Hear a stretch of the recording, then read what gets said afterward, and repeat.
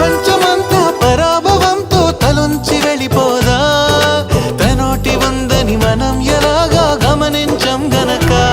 కలగంటున్న మెలకువలో ఉన్నాం కదా మనదరికెవరు వస్తారో కదిలించగా ఉషస్సెలా ఉదయిస్తుందో నిషిదెలా ఎట్టుపోతుందో నిద్ర ఎప్పుడు నిద్రవుతుందో మొదలు ఎప్పుడు మొదలవుతుందో